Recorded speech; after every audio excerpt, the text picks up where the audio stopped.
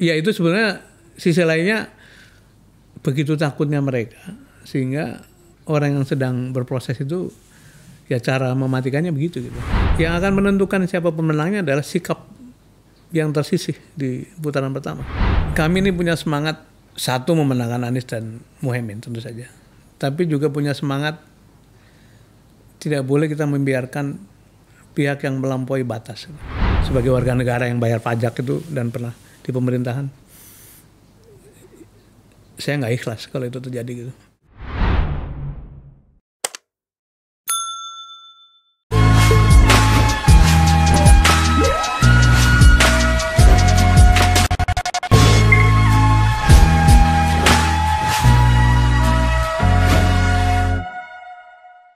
Satu catatan besar dalam perjalanan negeri ini, Indonesia yang tercinta ini, akan terjadi beberapa hari ke depan bernama Pemilu 2024.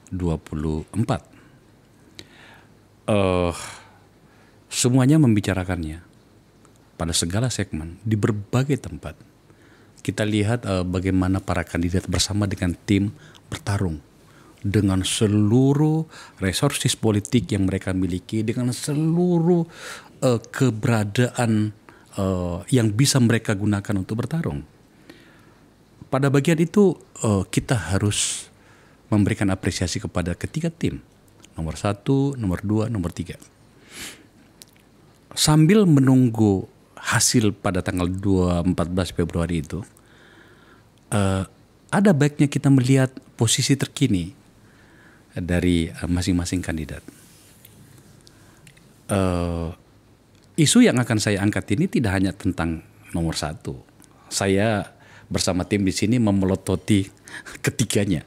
Tapi karena nomor 1 adalah kandidat nomor 1 adalah Mas Anies Muhaimin, maka kita bicara dulu nomor 1. Tidakkah nomor 1 itu penting? Tapi jangan dianggap sebagai kampanye ya. Apa yang saya maksud adalah terjadi tanda petik keributan di internal, setidaknya pada beberapa elit.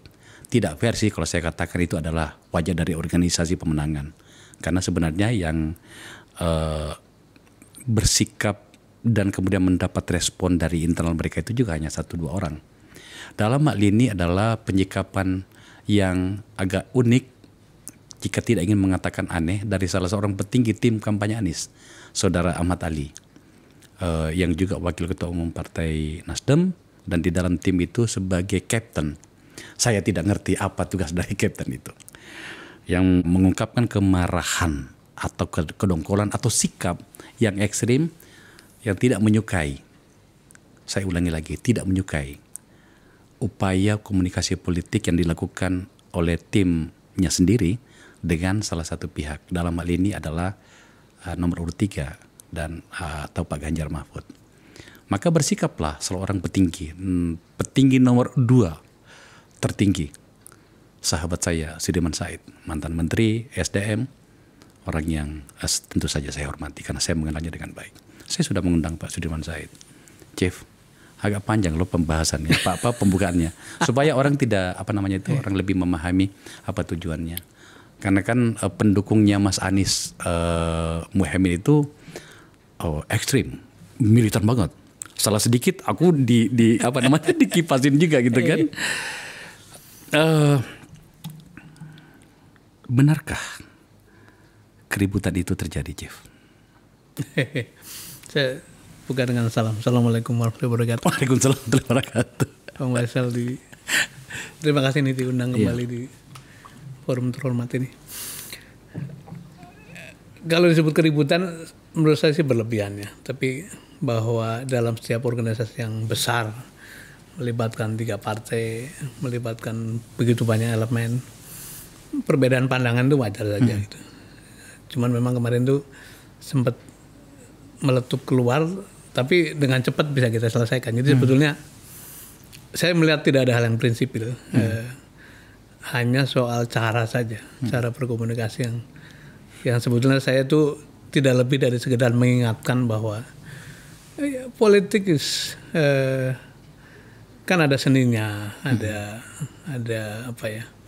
tidak semata-mata soal adu kuat, tapi ya komunikasi, ya menjaga silaturahmi. Jadi itu yang pengen saya sampaikan. Tapi kalau disebut ada keributan, enggak lah. Saya menganggap dinamika yang memang sehat saja gitu. Saya sebenarnya lebih tertarik tentang isu dibalik dari keributan itu sebenarnya. Tapi kan ya karena ada yang memicu itu, maka ya sudahlah. Mohon maaf kalau kemudian judul kami agak bombastis gitu ya. Kubu Amin pecah. Meskipun sebenarnya saya tahu bahwa tidak se-ekstrim itu. Tapi apa yang saya maksudnya begini. Tidakkah memang komunikasi politik itu setidaknya pada posisi hari ini itu memang layak dilakukan? Yang jadi pertanyaan adalah kenapa ada petinggi di tim Anda yang tampaknya tidak memahami skenario ini? Saya tidak ingin mengatakan saudara Ahmad Ali yang sebenarnya saya kenal tidak paham seperti ini, sebab dia sudah menjadi seorang politisi, petinggi di Partai Nasdem, anggota DPR, pernah saya sama-sama. Tapi tidak itu wajar, Tif? Mainstream ya, artinya mainstream artinya kan para pihak yang membicarakan strategi, dan saya merasa bagian dari itulah. Kan tidak mungkin melakukan langkah-langkah tanpa konsultasi. Saya rasa ya. Konsultasi dengan Pak Anies sendiri, Pak Muhaimin gitu, termasuk para pimpinan partai gitu. Dan semuanya mengatakan uncertainty sangat tinggi. Karena itu dengan siapapun kita mesti membuka komunikasi. Kebetulan saja, misalnya dengan 02, kan saya dekat dengan Pak Ahmad Muzani karena beliau orang Tegal, saya orang Brebes. Saya pernah suatu tim ketika membantu Pak Prabowo tahun 2019. Saya dekat dengan beberapa teman yang di Golkar juga, di P3, di PAN. Itu kita komunikasi dengan mereka juga. Diperintah atau tidak, karena ya itulah politik. Begitu pun dengan nomor 3 kan. Kebetulan Arsyad Rashid adalah mantan bos saya, lama sekali di Indika. Bersahabat sampai hari ini. Saya berkenalan dengan Mas Aryo Bimo cukup lama. Beliau adalah besan dari sahabat saya gitu. Kemudian yang muda-muda seperti Michael, seperti Pekan Mas Hasto lah. Jadi tidak ada satu constraint yang membuat kita itu bisa berkomunikasi dengan mereka, karena tadi kita melihat ada satu bahaya dalam demokrasi yang menurut saya memang harus disikapi bersama, dan kebetulan dalam beberapa hal kita punya common interest gitu ya, untuk menjaga proses ini. Itulah yang terjadi, dan semua tindakan itu dilakukan dengan diskusi sebelumnya gitu. Si ini mau ketemu, saya sampaikan, oh ya temuin, dan seperti biasa setelah ketemu kita sampaikan brief kepada siapapun, dan saya merasa semuanya apresiasi dengan langkah-langkah itu. Gitu. Makanya ketika muncul statement yang seperti undermine atau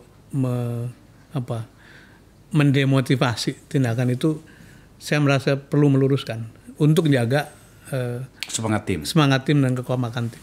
Itu aja jadi dan kalau lihat urean utuhnya kan sebetulnya sangat argumentatif. Argumennya ada bahwa kita perlu berkomunikasi. Bahkan saya mengatakan di dalam perang fisik pun tetap saling berkirim kurir kan untuk berkomunikasi, apalagi politik itu bukan. Bahkan perang di Afghanistan antar para panglima suku itu mereka berbicara melalui HT, dan itu jadi film itu di banyak film.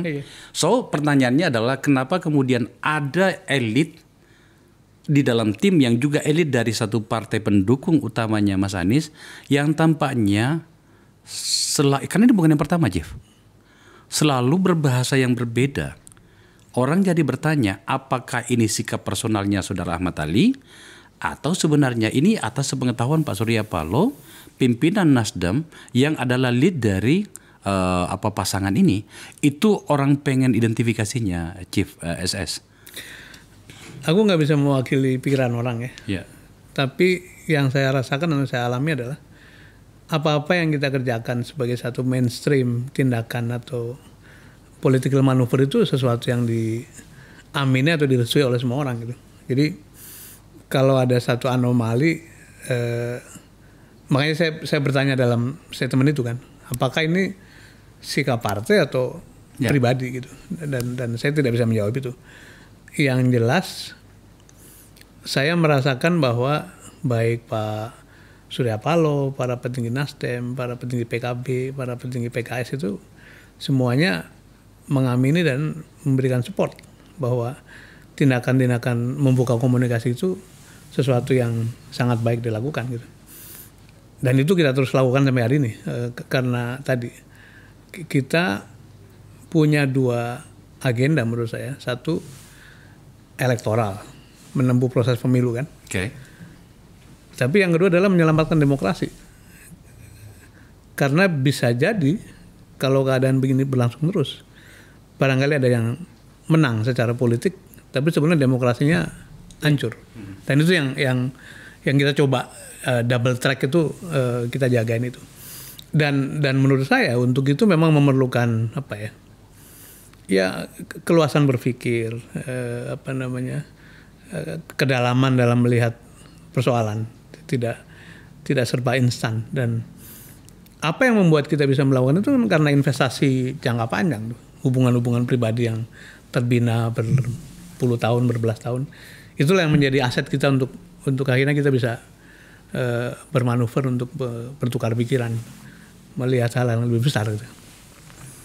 Chief, saya harus mohon maaf bahwa sebenarnya saya agak paham banyak hal di tim Anda. Dan sebagai sahabat, ini forum saya tidak hanya untuk mengkritisi atau mencari ruang di mana orang bisa saling mempermalukan. Tidak ada di sini, Rit. Ini adalah ruang bagaimana kita tiba pada sebuah titik demokrasi itu kita menangkan dengan cara yang bermartabat. Nah, apa hubungannya dengan yang saya sampaikan tadi bahwa saya agak mendengar banyak hal sebenarnya. Kenapa sampai saya mengundang Anda 2 kali? Karena pertama saya mengenal secara langsung, yang kedua Anda adalah petinggi nomor puncak kedua di sana dalam tim. Pertanyaan pada bagian ini adalah, Anda baik-baik saja di dalam tim, secara tim? Saya kelihatannya bagaimana?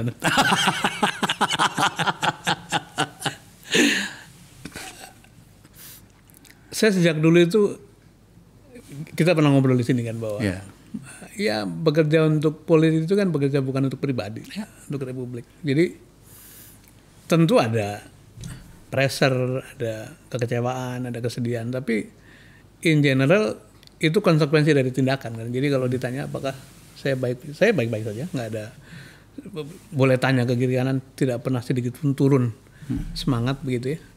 Bahkan ketika terjadi quarrel begitu tuh saya mengatakan, let me do this part. Saya lakukan ini karena itu yang paling maksimal bagi saya gitu.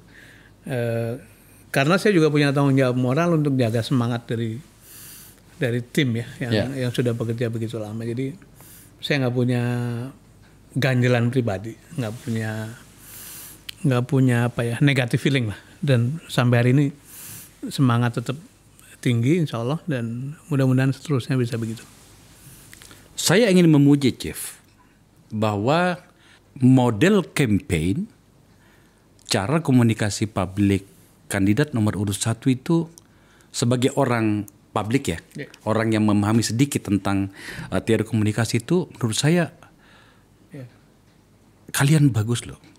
Dan kemudian tampaknya karena kami juga punya lembaga di sini yang melakukan kajian, melakukan riset, Negara Institute itu melalui Patra Data tempat saya mengatakan tampaknya ada tren positif. Terutama bahkan di kantong-kantong yang pemiliknya itu bukan partai pengusung Anda. Oke. Nah, tapi kalau kemudian Anda tidak bisa menyelesaikan problem-problem ini, itu bisa menjadi backfire loh. Dan ketika terjadi sengkarut komunikasi di antara teman-teman di sana, saya khawatir itu tidak akan menyenangkan hasilnya. Apa yang telah Anda lakukan dan akan Anda lakukan, Chief, sebagai pimpinan di tim? Jadi saya sering menyatakan begini. Tentu saja tadi dikatakan 2 kandidat kita ini sangat strong, selling point-nya sangat baik. 2 orang aktivis bergabung Satu memimpin partai cukup lama, satu lagi orang pergerakan juga, dan komunikasi publiknya boleh dibilang yang terbaik lah di antara yang ada. Tetapi saya berkali-kali mengatakan pada internal maupun eksternal bahwa kami ini lebih banyak ditolong Tuhan gitu. Jadi faktor moral itu modal yang sangat baik, harus kita jaga. Mengapa saya sebut banyak ditolong Tuhan? Karena kan sebetulnya halangan bagi Anies kan dari awal kan sejak awal luar biasa gitu. Dan bahkan apakah akan dapat partai dipertanyakan, apakah akan sudah dapat partai apakah akan cukup dipertanyakan juga. Apakah akan dapat pasangan dipertanyakan. Tapi alhamdulillah semua kita lewati, karena itu saya berkali-kali menekankan aspek moral itu satu. Nah, karena itu di dalam berbagai forum saya selalu mengingatkan, salah satu yang harus kita jaga adalah rasa syukur. Rasa syukur bahwa begitu banyak orang yang memberikan pertolongan pada proses ini. Nah, jadi kalau ditanya menghadapi ini bagaimana? Sebetulnya kita saya tidak punya perasaan bahwa ada masalah besar dalam tim. Tetapi memang sejumlah orang, terutama di tim inti itu, kepingin ada perbaikan-perbaikan yang sifatnya membuat organisasi lebih efektif. Dan itu di mana-mana terjadi lah. Jadi itu yang akan kita lakukan dengan cara menata ulang. Dan itu sudah dilakukan. Jadi misalnya ketika ada ketidakpuasan soal fungsi tertentu, Pak Anies dan Pak Muhaimin melakukan koreksi gitu. Dan proses itu sejauh ini sih berjalan baik. Saya hanya punya harapan kepada keduanya, calon kita dan partai-partai, proses ini harus terus berlangsung. Jadi ada feedback, kita koreksi, ada perbaikan dan sebagainya. Jadi dalam waktu yang tinggal sedikit ini, rasanya itu yang bisa kita lakukan. Dan orang bertanya pada saya, bagaimana peranmu sebagai ketua pelaksana, atau kan disebutnya eksekutif co-captain saya. Ya sudah, saya mencoba mengurangi beban friksi di atas, tapi kemudian mengambil porsi-porsi yang betul-betul sangat diperlukan. Misalnya hari ini kita sedang menata betul bagaimana manajemen saksi itu dikerjakan, bagaimana membangun jaringan dari mulai provinsi, kabupaten, kecamatan sampai ke TPS-TPS untuk diyakinkan sebanyak mungkin ada saksi. Dan itu satu proses detail yang memerlukan manajerial, yang memerlukan ketelatenan. Dan alhamdulillah itu bagian yang juga sedang kita fokuskan untuk menuju ke 40 hari terakhir.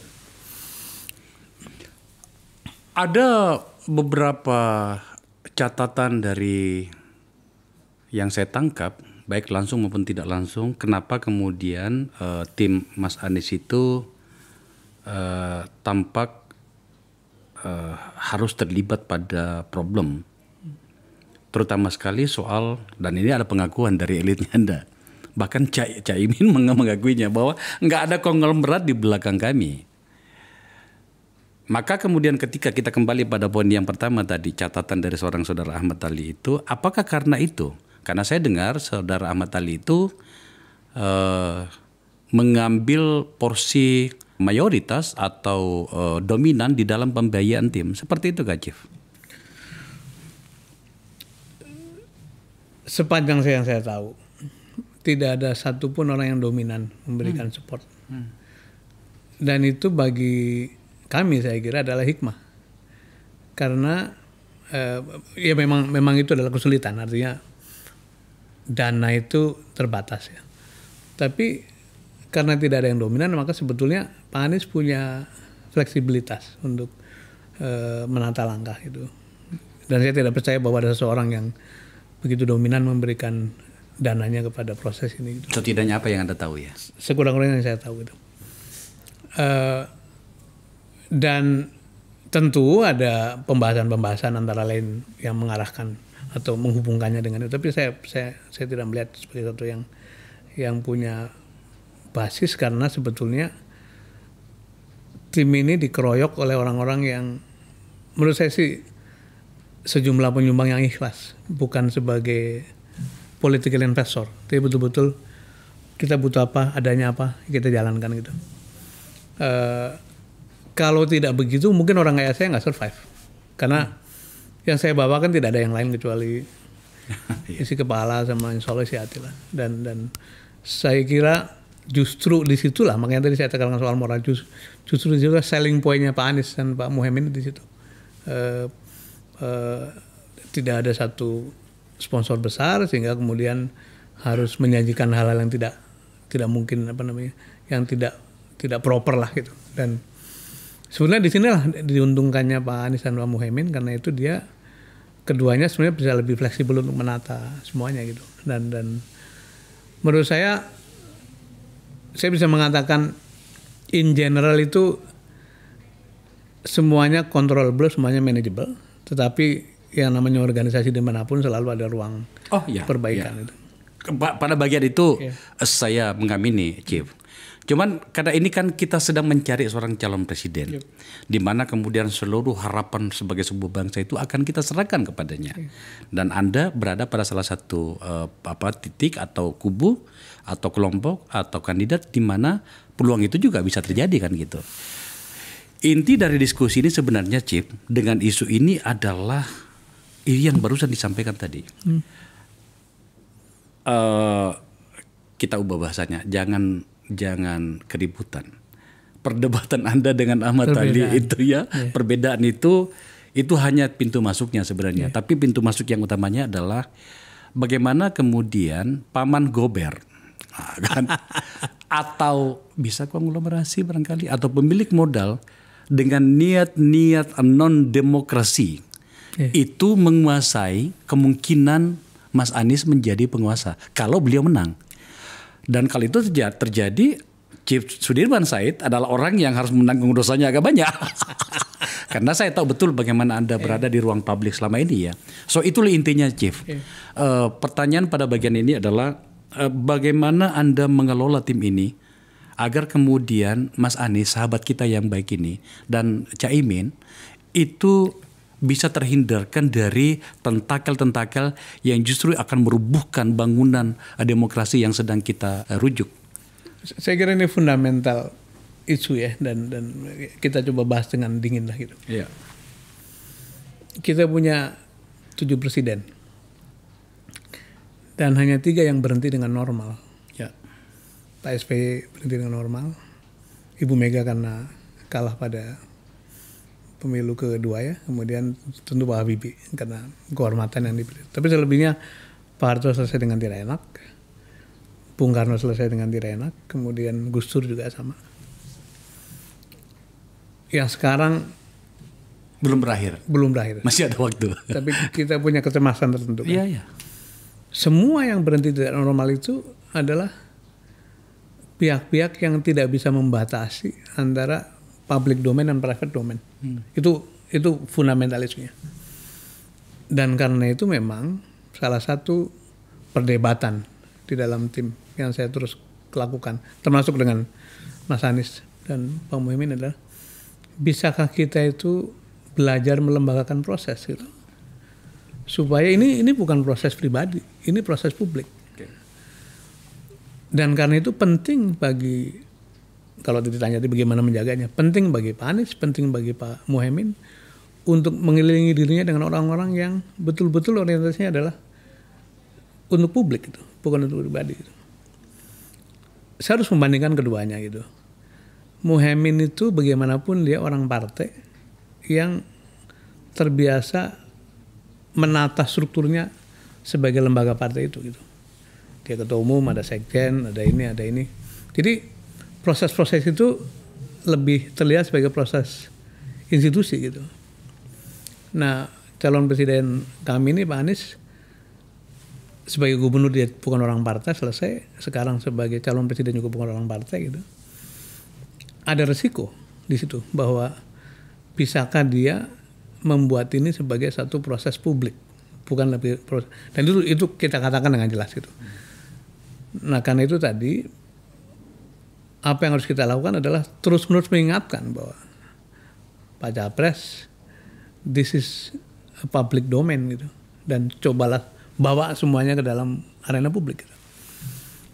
Kalau kekhawatiran yang tadi itu kekhawatiran sangat sahih, karena kan hukumnya katanya power tend to corrupt, absolute power corrupt absolutely.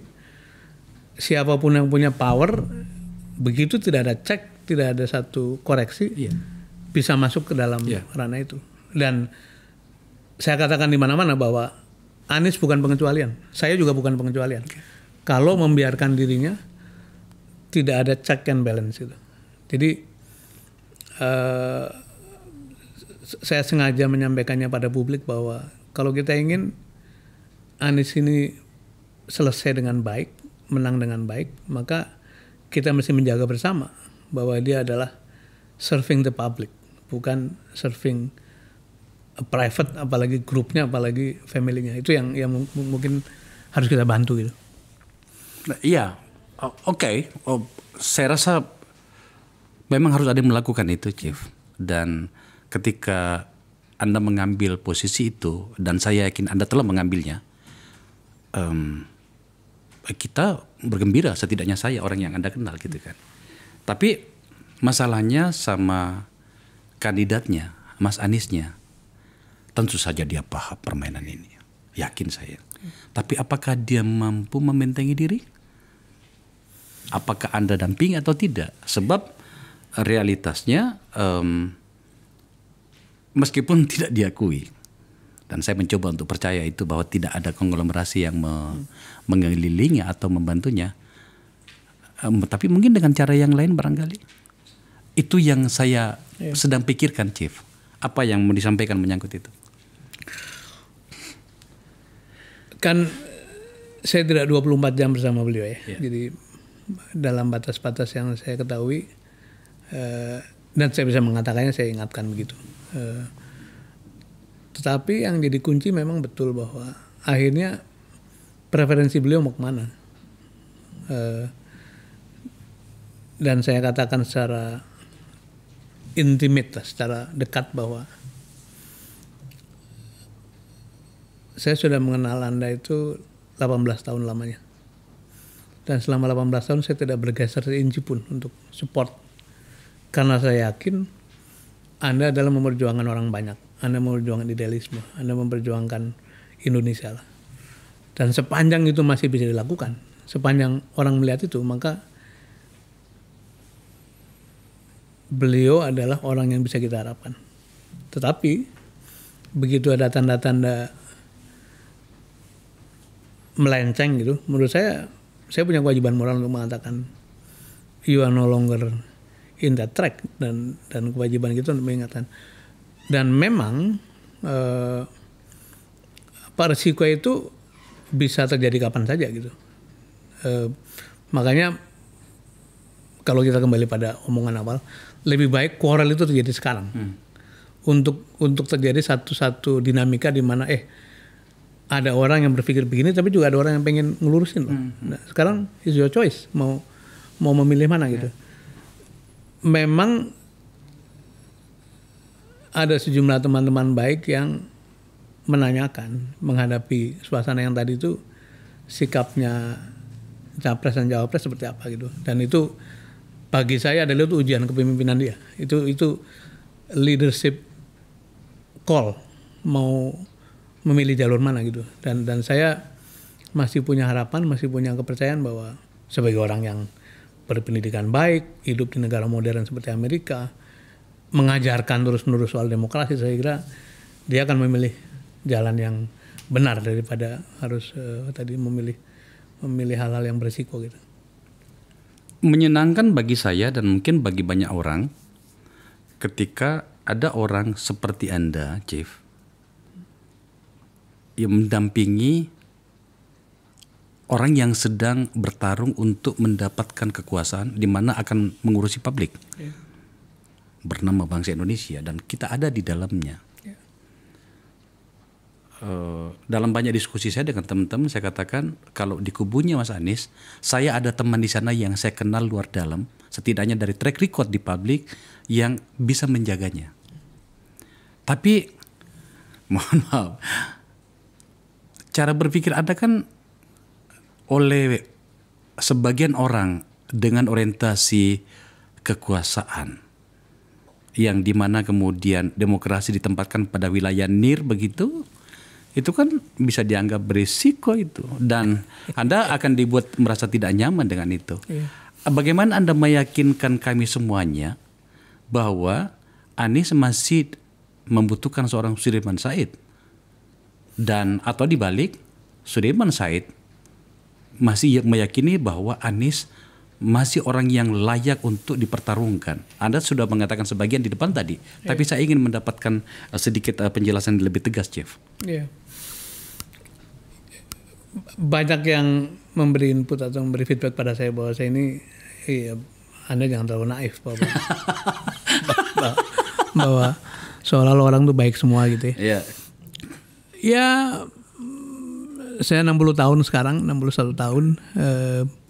Mungkin juga banyak belajar dari beberapa cerita-cerita terdahulu gitu ya. Jadi saya sekarang bersikap lebih terus terang dengan mengatakan this is wrong, ini nggak baik gitu. Kalau dulu tuh kan saya simpen, tapi sekarang ini saya mulai mengambil sikap. Ini bukan lagi kerja sosial, ini kerja politik, pertarungan kekuatan. Nah, saya meyakini bahwa kekuatan yang sedang saya perjuangkan adalah kekuatan baik. Karena itu saya tidak akan tiba-tiba menarik diri gitu ya, gara-gara kan kritik pada moralis itu kan ketika harus berhadapan dengan harus struggle itu kan kemudian udahlah, orang nggak gitu juga nggak paten kan gitu kan.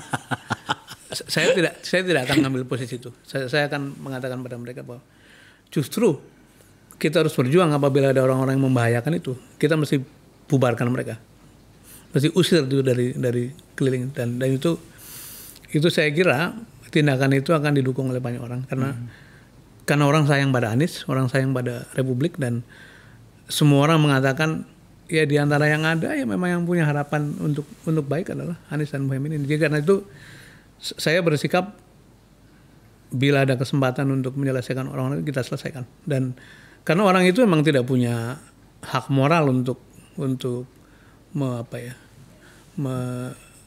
mendirect proses yang jatuhnya kepada urusan konflik of interest pribadinya gitu. Jadi kalau ditanya sekali lagi apa yang mau Anda lakukan, saya akan fight, dan saya katakan pada Mas Anies juga bahwa saya akan selalu menjagamu, bersamamu sampai Tuhan mengatakan tidak mungkin gitu. Itu saya katakan begitu supaya ya sudah, ini kalau mau kita istilahnya sumpah darah bahwa yang mau kita perjuangkan adalah membereskan Republik, dan saya tidak mau dalam peran yang hanya dijadikan alat tapi kemudian pikiran-pikirannya tidak digunakan gitu. Dan menurut saya, ya minta maaf saya katakan, saya ini terlalu tua untuk sekedar menjadi instrumen pelengkap gitu ya. Jadi insya Allah teman-teman bersiap untuk fight, untuk menjaga beliau sampai menang, tapi juga sampai menata pemerintahan kalau dikasih jalan Tuhan dengan baik. Dan syukur-syukur kita bisa mengantarkan dia selesai dengan baik, sehingga menjadi presiden ke-8 yang masuk pemerintah dan keluar dengan satu dignity, dan menurut saya Indonesia butuh itulah. Niat-niat besar seperti itu adalah sebuah kemuliaan dalam membahas dan mendiskusikan sebuah problem politik dengan seluruh problemnya, Chief. Jangan khawatirkan itu. Saya sangat menyukai pembicaraan itu. Tapi pada sisi yang lain, saya tidak akan menggunakan kata naif. Tapi pada sisi yang lain, ada realitas yang mau tidak mau harus terselesaikan. Waktu menekan, tinggal hari ini sekitar pada saat kita ngambil gambar, tinggal 36-37 hari. Dan Pilpres, insya Allah saya paham bahwa itu bukan hal yang murah. Di mana kemudian Mas Anies dan tentu saja Anda sebagai sebuah tim membutuhkan banyak sekali resources politik, jaringan, dan tentu saja pembiayaan. menurut Anda, Mas Anies harus bersikap seperti apa? Atau mungkin saya geser pertanyaannya. Menurut Anda, Anies dan atau tim Anda telah berada pada track seperti yang ada sekarang? Sudah benar gak? Katakanlah kita bagi beberapa urusan ya. Misalnya substansi, itu kan modal utama. Kan? Ya. Substansi diurus oleh orang-orang baik lah, dan prosesnya sangat deliberatif. Ada ide, ngundang banyak orang segala macam, dan saya dalam peranan cukup baik menjaga substansi itu. Yang kedua jaringan tadi. Jaringan itu kan kebetulan terbentuknya gradual, dan itu berlangsung sejak 2-3 tahun lalu lah. Alhamdulillah memang sebagian besar kelompok-kelompok relawan itu datang kepada saya untuk bicara mengenai strategi, bahkan kita berhasil menyatukan semuanya dalam payung namanya Gerakan Rakyat. Itu satu achievement yang luar biasa, karena tadinya ratusan relawan itu berebut merasa paling Anies kan, tapi setelah itu bisa kita konsolidasikan. Dan berikutnya adalah soal hubungan dengan partai politik. Alhamdulillah karena tadi hubungan lama, maka komunikasi dengan PKB, dengan PKS, dengan Nasdem bahkan itu sangat baik gitu. Dan saya merasa sejak tim 8 itu kita berhasil membangun trust satu sama lain sampai hari ini. Nah, yang paling sering menjadi kontroversi kan soal resources, soal financial. Saya bukan pengusaha, saya bukan orang kaya, tetapi teman-teman lama itu alhamdulillah sangat memberikan support, sehingga banyak hal-hal elementer yang memang saya kerjakan dan saya selesaikan, dan itu menyangkut jumlah yang tidak kecil. Jadi sebetulnya kalau saya boleh klaim itu ya, dari berbagai tahapan itu memang termasuk menata di awal itu ya, apa yang kami perankan sebetulnya cukup signifikan gitu. Dan kalau orang normal melihat, sebetulnya memang sebutlah kita punya saham cukup baik lah dalam proses ini. Karena itu tadi saya katakan, saya mengambil sikap bukan minggir, tapi saya akan menghadapi orang-orang yang akan mengganggu proses gitu. Dan saya merasa punya hak moral untuk melakukan itu karena tahapan-tahapan itu kita susun dengan baik. Tentu saja tadi internal struggle terjadi, dan orang-orang itu pasti akan merasa terganggu dengan rencana-rencana baik. Tapi saya punya keyakinan penuh bahwa dengan tadi background pendidikan, background aktivisme, background pikiran-pikiran besar, saya kira Mas Anies dan Gus Imin itu akan memilih jalur yang benar, dan bahwa sekarang itu memang harus melakukan pengelolaan stakeholders itu sesuatu yang wajar, dan tapi at the end of the day akan diuji oleh pilihan-pilihan yang memang sifatnya lebih fundamental. Dan saya sampai hari ini masih punya keyakinan bahwa saya kira Mas Anies akan memilih jalan yang benar.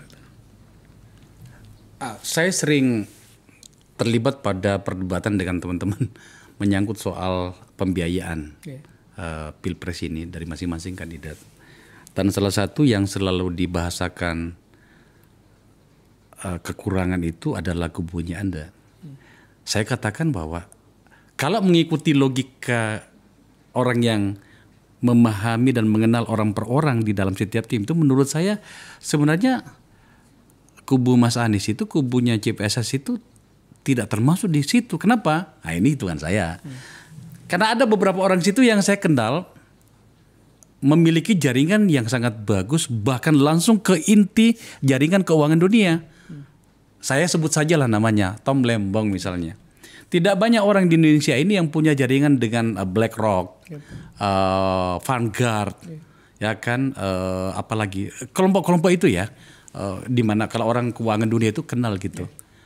Pertanyaannya tuh begini, kenapa Anda selalu diposisikan sebagai tim yang kekurangan uang, kekurangan pembiayaan? Apakah memang para pengusaha di luar teman-temannya chief itu memang tidak mau menyumbang atau nunggu-nunggu barangkali masuk putaran kedua? Tom tentu saja orang yang sangat luas jaringannya dan termasuk jaringan keuangan. Tapi saya tidak melihat Tom itu masuk ke dalam tim dengan token sebagai pembawa uang. Dia adalah pembawa ide, pembawa network dan jaringan globalnya sangat baik. Itu dia. Nah, bagaimana sikap para pengusaha? Ini ada satu anekdot nih. Jadi pada waktu kita di luar tadi, orang-orang yang ikhlas tadi ya. Pada waktu kita nata-nata awal tuh, ya udah nanti kalau sudah dapat partai gitu. Sudah dapat partai, kan belum cukup. Nanti kalau partainya sudah cukup gitu. Sudah cukup 3 partai, nanti kalau sudah ada pasangan gitu. Begitu. Begitu ada pasangan. Kan belum daftar. Nanti daftar. Sampai daftar terus akhirnya sekarang itu jawabannya kira-kira masuk putaran kedua. Cuman saya ingin menyampaikan empati sepenuhnya pada beliau-beliau karena memang tekanannya luar biasa gitu. Tekanannya luar biasa dan spesifik. Tidak sekedar bantulah saya tapi jangan sampai bantu. Bahkan di warning, ketemu, diketahui segala macam. Makanya saya bersimpati dan saya berapresiasi pada mereka. Mereka sebetulnya tuh kepengen membantu, tapi bahkan beberapa orang yang saya kenal sudah bersiap-siap lah pokoknya. Tapi begitu diketahui bersiap-siap dipanggil, diberitahu. Ya ini memang cara paling efektif untuk membuat Anies ini lumpuh. Nah, sisi lainnya adalah ini yang saya sebut sebagai perang semesta. Karena kita terbatas, maka akhirnya relawan ini yang berkreasi tuh. Jadi saya bilang sih kalau dihitung apa yang dikeluarkan oleh relawan, bikin kaos sendiri, bikin rompi sendiri, bikin spanduk sendiri tuh besar sekali gitu. Dan kelihatannya ini resonansi dengan sikap para pemimpin partai dan akhirnya kan sekarang berbuah pada angka yang tadi Bang Akbar sebut, angkanya makin baik. Nah, saya punya harapan begitu kita masuk putaran kedua dan akhirnya kan sudah mulai jelas petanya mau kemana. Mungkin di situ teman-teman yang bermaksud membantu itu lebih leluasa. Yakin? Ya kita berdoa. Kita berdoa gitu. Kalau misalnya nggak juga ya sudahlah. Toh kita sudah puasa 1,5 tahun jadi kalau ditambah 6 bulan ya masih tahan lagi. Karena kan sebenarnya itu saya membayangkan kisah tentang pembiayaan pemilu itu di mana kita mengenal bahasa begini. Simpanlah telur di banyak keranjang. Saya berpikir itu terjadi di sini. Ternyata enggak ya. Dan sejumlah orang begitu. Sejumlah orang mengatakan, aduh kami ini pengusaha kan nggak mungkin kan untuk mengambil risikonya mendukung satu orang. Nggak mungkin. Dan tentu saja pakai proporsional. Tapi mereka bilang, berat Pak ini kita ini dipanggil, diperingati, dikasih warning segala macam gitu. Ya itu sebenarnya sisi lainnya begitu takutnya mereka sehingga orang yang sedang berproses itu ya cara mematikannya begitu gitu. Tapi itu kenyataannya begitu dan sekali lagi saya memberi simpati pada teman-teman pengusaha yang sebenarnya bermaksud mensupport ya dan tapi tidak punya ruang gerak lah. Pada situasi seperti itu memang kemudian kita kembali pada pembicaraan kita yang awal tadi bahwa kita berharap segala tantangan, hambatan hingga tekanan yang Anda hadapi itu betul-betul dipahami oleh kandidat Anda agar kemudian ketika berkuasa kesalahan itu tidak berulang. Tidakkah seperti itu Chief harapan kita? Pada satu hari saya ditanya oleh Pak Surya Paloh, apa pandanganmu tentang keadaan sekarang, tentang situasi? Saya bilang, Bang, saya terima kasih diundang, dan saya datang karena diundang, dan saya menjawab karena saya ditanya gitu. Menurut saya yang harus dijaga adalah 3 hal. Kalau kita pengen selamat. 1, tadi aspek moral, aspek syukur, terima kasih, apresiasi pada semuanya. Yang kedua, alignment di antara 3 pilar. Pilar pertama partai politik karena dia yang punya otoritas. Pilar kedua adalah relawan karena memang ini adalah organized mass gitu ya. Orang-orang yang mengorganisir diri. Pilar ketiga adalah kelompok-kelompok ormas yang apakah itu komunitas Muhammadiyah, NU, Persis, keagamaan, teman-teman di Nasrani dan sebagainya. Nah, aspek ketiga adalah soal perlunya leadership. Apa itu maknanya leadership? Itu adalah supaya yang dalam tribun kepemimpinan tim itu merasa bahwa itu wakil dari floor. Ya. Begitu sebaliknya, yang di tribun itu melihat floor itu adalah troops yang. Nah, 3 itu yang harus dikelola bersama-sama atau terus dijaga gitu. Dan itu secara sengaja saya ulang-ulang dalam berbagai rapat-rapat supaya spiritnya itu spirit memang ini bukan kita punya otot kuat enggak, tapi karena alam menghendaki perubahan gitu. Nah, saya sih punya harapan besar sekali lagi bahwa orang secerdas Caimin, orang secerdas Anies, baik kecerdasan intelektual maupun spiritual, harusnya itu menjadikan input dalam tindakan-tindakan sehingga kalau Tuhan memberi jalan pada kemenangan dan beliau memerintah, harusnya aspek tadi itu tidak dilupakan begitu saja. Dan ya wisdom, saya mengatakan beginilah, struktur formal itu punya kekuasaan, punya hukum, punya uang, punya sanksi gitu. Tapi ini kan ada batasnya. Yang sekarang berlaku itu kan 20 Oktober 2024 selesai gitu. Ya. Yang diharapkan adalah namanya influence atau wibawa. Sumbernya dari mana? Dari wisdom, dari visi, dari keluhuran, dari kejujuran gitu. Kalau ini dibuang, maka sudah tidak ada maknanya gitu. Jadi kalau kita mau memberi harapan dan juga mau memberi satu istilahnya itu guidance bagi dirinya, maka Anies dan Muhaimin harus jaga itu, jaga idealisme, jaga public service, jaga keluhuran, jaga niat baik. Dan saya dan teman-teman itu terus-menerus ingin mengingatkan itu. Kalau tidak, nggak ada bedanya dengan yang ada sekarang. Saya rasa iya. Dan begitu berkuasa akan mengulang kesalahan dari yang pernah ada. Saya harus sedikit agak ke belakang ke awal pembicaraan kita. Ada beberapa kawan yang mengatakan sebenarnya wajar kalau Ahmad Ali atau bahkan Nasdem sekalipun jika bersikap yang kadang-kadang dilihat sebagai loh kok begini mereka, karena para pengamat sering membahasakannya efek elektoralnya itu bukan ke Nasdem, adanya ke partai lain, dalam hal ini kita sebutlah PKS. Bahkan PKB pun kata orang ya kalaupun dia dapat itu ya tidak sebanyak yang diterima oleh PKS. Maka kemudian mungkin di benak beberapa elitnya Partai Nasdem mengatakan, so ngapain kita ada di sini? Cuma tidak enak aja mengatakan gini, kami mau pergi, kan kira-kira gitu. Kalau seperti itu gimana catatan Chief SS? Aku lihat ada dinamika yang menarik tuh. Jadi pada waktu awal itu kan konfigurasinya Nasdem, Demokrat dan PKS, ya kan?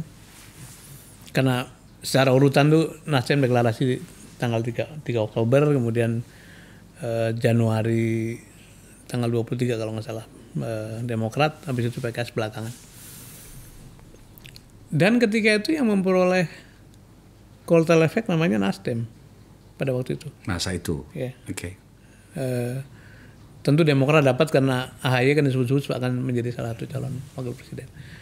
PKS yang paling ketinggalan karena bahkan PKS itu setengahnya agak komplain. Kan Anies ini juga punya kita, tapi kok jatuhnya ke sana gitu. Okay. Nah tapi ini kelihatannya hukum alam saja. Ketika PKS itu merasa tidak mendapatkan efek cukup baik, dia berusaha keras tuh. Memasang gambarnya Anies di semua calegnya segala macam gitu dan membawa ke kantong-kantong suara mereka gitu. Dan belakangan persis bahkan sekarang disebut sebagai nomor 3 atau nomor 4 gitu. Nah, Nasdem menurut saya ada dinamika tersendiri karena setelah perkara yang menyangkut para pemimpinnya gitu ya, Sekjen Pak Joni Plate, kemudian belakangan Pak Menteri Pertanian, itu kelihatannya memang lebih hati-hati dalam mendorong ini. Tapi saya tidak melihat kendornya semangat, minimal dari yang saya tahu dari sejumlah petinggi. Ada bahkan Bang Surya itu berkali-kali ya kita diskusi lah. Bagaimana dengan enggak kita jalan terus.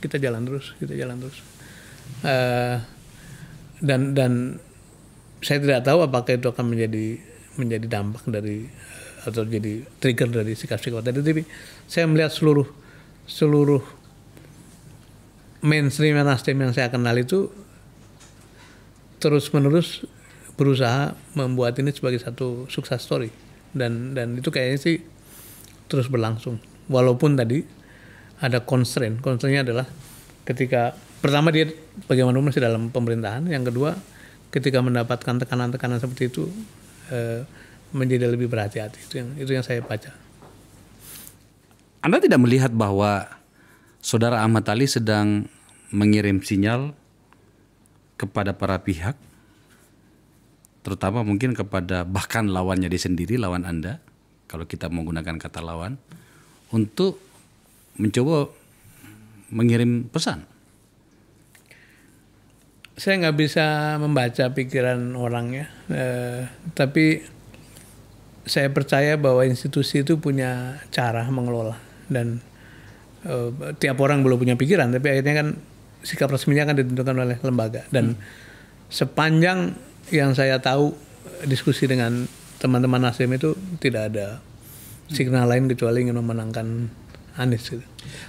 Kalau begitu ceritanya, maka kita kembali ke titik awal semangat dari diskusi kita ini, Chief, di mana soal meraih kemenangan dengan cara-cara yang dikenal oleh politisi, yakni membangun komunikasi, bahkan kepada lawan.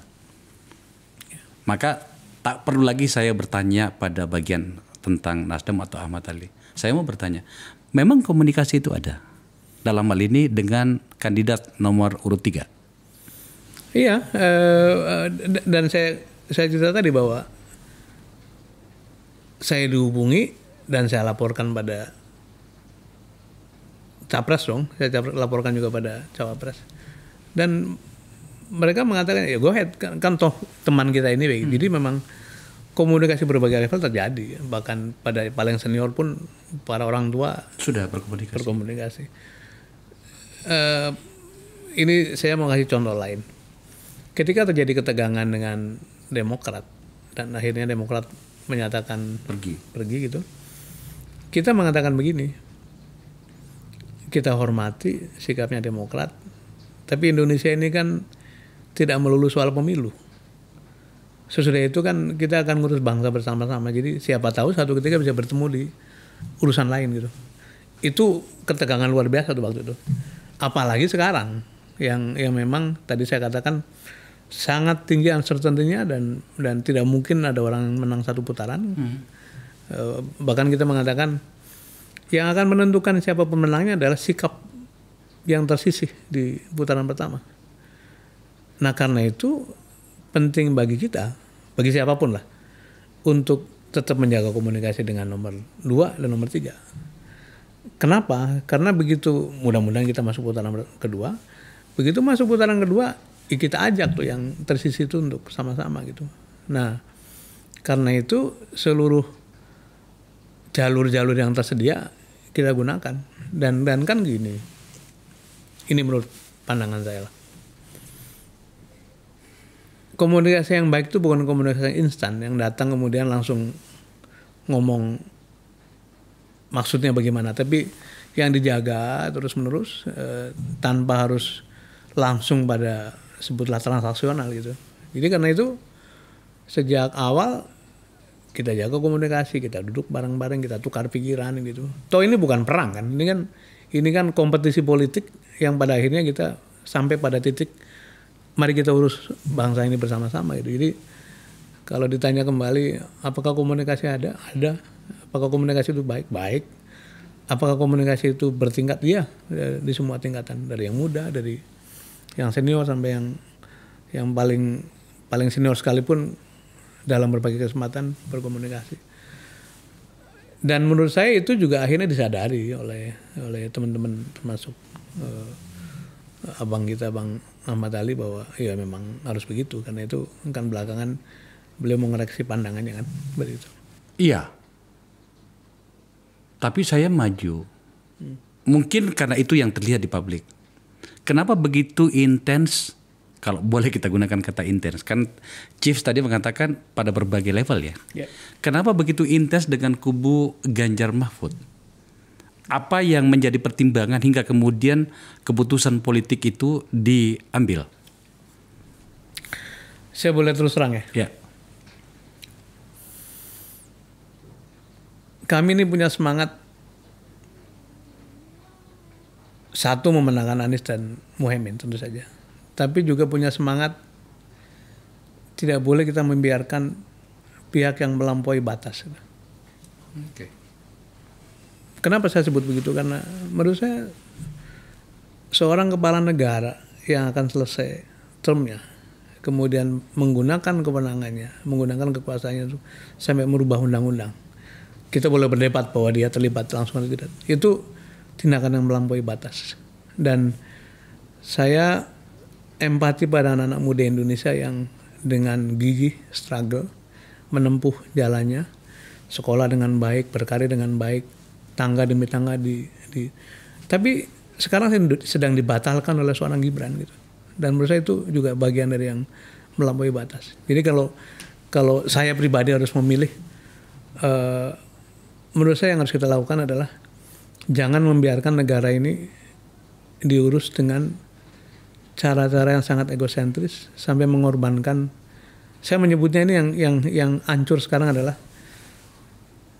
tata negara, tata kelola, dan tata etika publik. Yang ini membereskannya akan perlu waktu.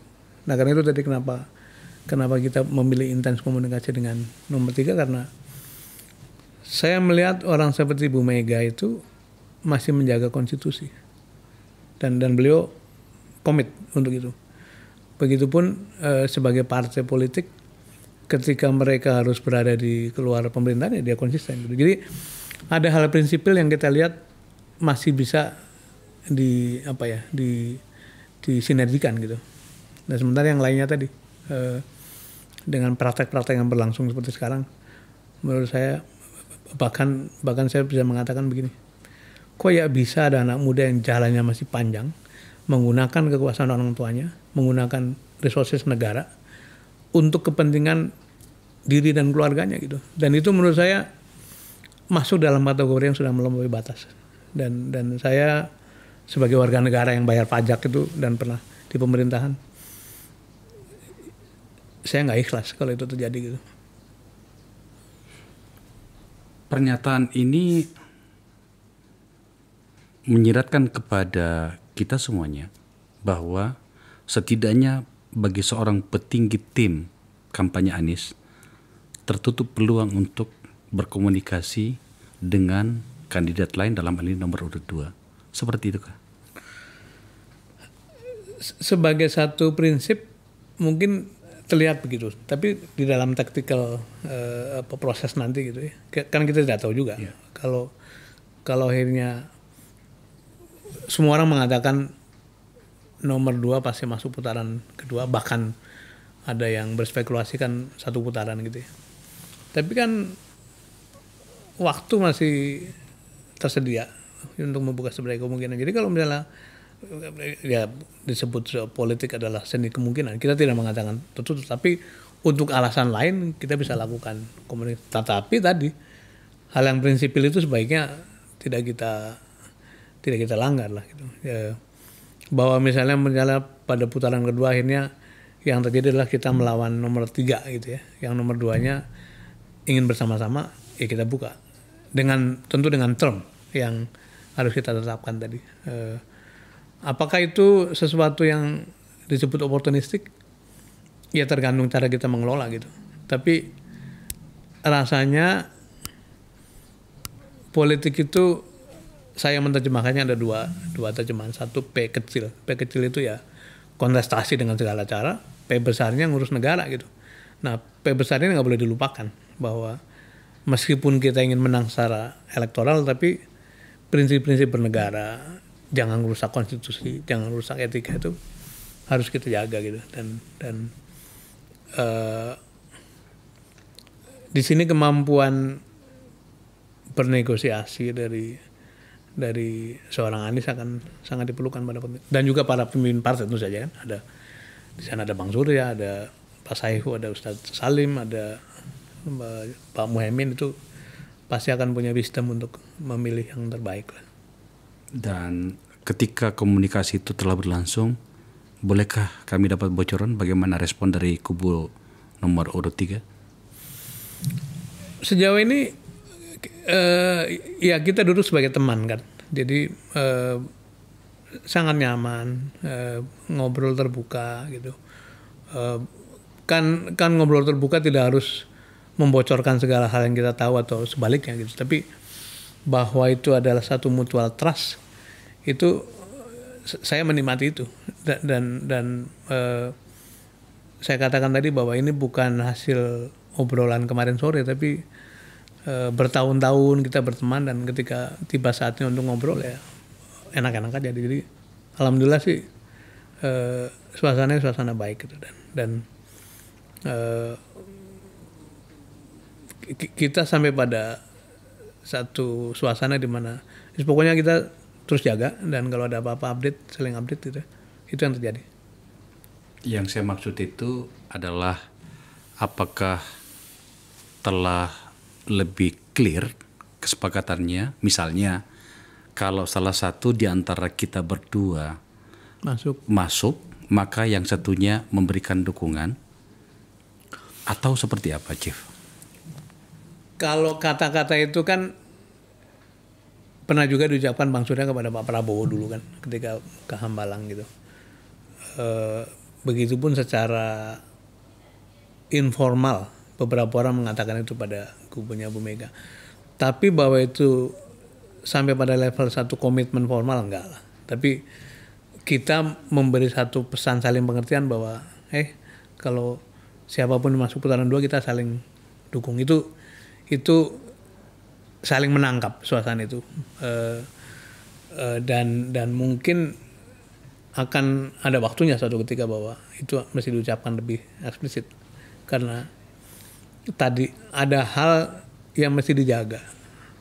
Demokrasi ini mesti dijaga. Itu yang ya kira-kira menjadi motif dari kenapa kita melakukan ini semua. Chief, terima kasih ya.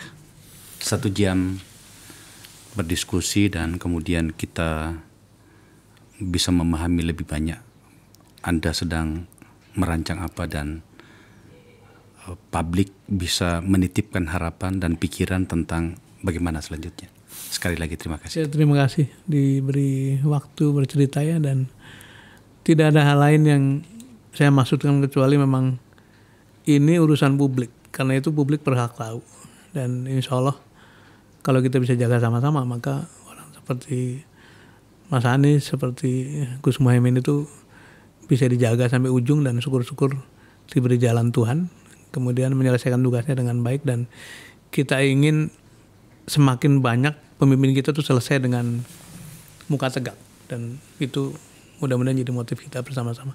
Saya terima kasih Bang Akbar diundang di sini. Pesan yang sangat tegas, dan kita sebagai orang yang sedang menunggu harapan dilaksanakan oleh para kandidat ini seperti janji mereka itu terlaksana dengan tentu saja dengan berdebar. Terima kasih. Terima kasih. Pemirsa, selalu saja seperti ini diskusi saya dengan kolega saya ini. Ada orang yang menyebutnya berat, ada orang yang menyebutnya terlalu bersayap. Begitulah seharusnya. Karena Anda tahu, forum ini adalah forum untuk bercakap-cakap. Setidaknya Pak Sudirman Said, seorang sahabat saya yang saya kenal punya karakter, punya dignity yang sangat kuat tentang apa yang dilakukannya, menjelaskan kepada kita apa yang sedang terjadi. Kita menunggu hasil pertarungannya sambil berharap bahwa beliau tidak geser dari apa yang dia pikirkan dalam mendampingi seorang calon pemimpin bernama Presiden, jika kemudian Mas Anies dan Muhaimin mendapatkan dukungan dari masyarakat untuk menjadi pemimpin bangsa. Kita tunggu akhir dari permainan ini. Terima kasih telah menyaksikan acara ini.